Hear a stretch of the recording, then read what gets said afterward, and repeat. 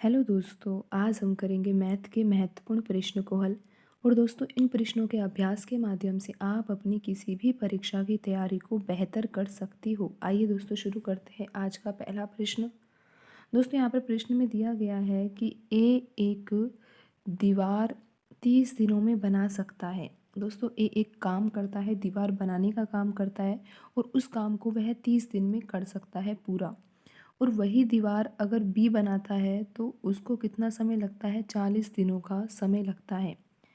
यानी कि ए अगर उस दीवार को बनाता है तो 30 दिन का समय लगता है और बी उस दीवार को बनाता है तो 40 दिनों का समय लगता है। यदि वे दोनों साथ काम करें और रुपए 700 का भुगतान पाए तो उसमें बी का हिस्सा कितना होगा? तो दोस्तों, यहाँ पर दो व्यक्ति है, एक व्यक्ति है ए और दूसरा व्यक्ति है बी। दोस्तों, ये दोनों ही व्यक्ति जो है दीवार बनाने का कार्य कर रहे हैं।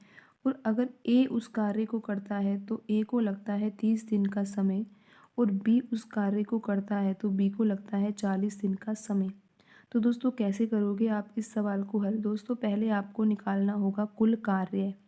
बिल्कुल दोस्तों, इस तरह के सवालों को हल करने का तरीका यही होता है कि आपको पहले कुल कार्य निकालना होगा। और दोस्तों, आपको ये भी पता होना चाहिए कि कुल कार्य कैसे निकाला जाएगा। दोस्तों, यहाँ पर जो हमें दिन दिए हुए हैं, ए के दिन जो दे रखे हैं काम करने की वो 30 दिन है और बी के 40 है। तो आपको यहाँ पर क्या करना होगा? 30 और 40 का लैसे निकालना होगा। दोस्तों, 30 और 40 का जो लैसे आएगा वही होगा कुल कार्य। दोस्तों, आप यहाँ पर लैसे आसानी से निकाल सकते हो कि यहाँ पर क्या आएगा। दोस्तों, यहाँ पर हम अब 2 का ही भाग देंगे तो यहाँ पर 15 आएगा और यहाँ पर आ जाएगा 10। दोस्तों, फिर से हम 2 का भाग देंगे तो यहाँ 15 और यहाँ पर आ जाएगा 5। दोस्तों, यहाँ पर अब हमें 3 का भाग देना होगा और यहाँ आ जाएगा 5, यहाँ 1, यहाँ 5 ही आएगा दोस्तों। फिर हम 5 का भाग देंगे तो यहाँ पर 1 और यहाँ पर 1 आ जाएगा। दोस्तों, अब इन सब का हम गुणा करेंगे तो लैसे आ जाएगा हमारा 2 दूनी 4, 4 दूनी 8, तिया 24 और 5 का गुणा करेंगे तो 120 आ जाएगा। तो दोस्तों, यहाँ पर जो 120 आया है वो प्रदर्शित करता है कुल कार्य को। और दोस्तों, आपको यहाँ पर ये पता होना चाहिए कि 120 किस तरह से आया है। दोस्तों, यहाँ पर जो ए और बी के दिन दिए गए थे कि ए उस कार्य को कितने दिन में पूरा कर लेता है और बी उस कार्य को कितने दिन में पूरा करता है।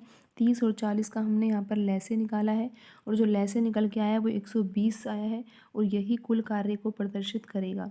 दोस्तों, अब हमें यहाँ पर क्या निकालनी होगी? क्षमता, यानी कि ए की क्षमता कितनी है कार्य करने की, यानी कि ए जो है वो एक दिन में कितना काम कर सकता है। दोस्तों, 120 यूनिट कुल कार्य है। बिल्कुल दोस्तों, आपको यहाँ पर लिखना होगा 120 और बट्टे में लिखना होगा 30, क्योंकि 30 दिनों में वह पूरा कार्य कर रहा है तो एक दिन में कितना कार्य करेगा। दोस्तों, जब आप इसको काटोगे यहाँ पर तो 3 के पहाड़े से यहाँ पर कितना आ जाएगा? 4 यूनिट। तो दोस्तों, यहाँ पर जो ए कार्य करेगा वो कितना करेगा? 4 यूनिट काम करेगा। और दोस्तों, बी का भी आप निकाल सकते हो कि दोस्तों यहाँ पर आपको 120 लिखना होगा, क्योंकि ये तो कुल कार्य है और जो बी है वो 40 दिन लगाता है इस कार्य को करने में। तो एक दिन में वह कितना काम करेगा, वही उसकी दक्षता होगी या क्षमता होगी। तो दोस्तों, यहाँ पर भी यहाँ कितना आएगा? 3 यूनिट आएगा। दोस्तों, आप यहाँ पर देख सकते हो कि जो ए की कार्य करने की क्षमता है, कार्य करने की दक्षता है, वो 4 यूनिट है और बी की जो कार्य करने की क्षमता है वो कितनी है? 3 यूनिट है। तो दोस्तों, यहाँ पर आप समझ गए होंगे कि जो ए की कार्य क्षमता है वो अधिक है और बी की कार्य क्षमता क्या है? कम।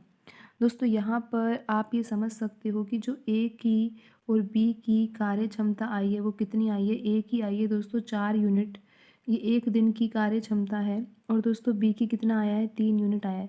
तो दोस्तों, जो रुपए मिलेंगे इनको वो भी इसी अनुपात में ही मिलेंगे। बिल्कुल दोस्तों, इन दोनों को जो काम करने के रुपए मिल रहे हैं वो 700 रुपये मिल रहे हैं और आप देख सकते हो इन दोनों के द्वारा जो किया गया कुल कार्य है एक दिन में वो कितना है दोस्तों? 7 यूनिट है।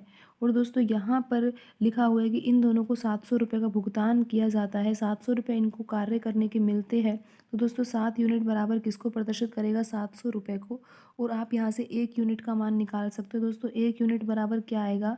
700 बट्टे 7 करना होगा, 700 में 7 का भाग देना होगा और यहाँ पर आ जाएगा 100 रुपये। और दोस्तों, हमें यहाँ पर ये निकालना है कि बी को कितने रुपए मिलेंगे।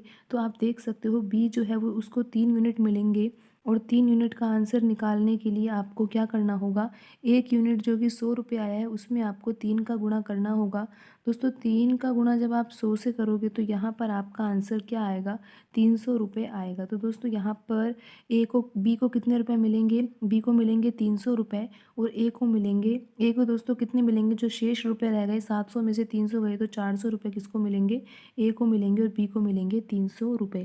तो दोस्तों इस तरह से आप इन प्रश्नों को हल कर सकते हो। दोस्तों आज की वीडियो में इतना ही, मिलते हैं अगली वीडियो में। धन्यवाद दोस्तों।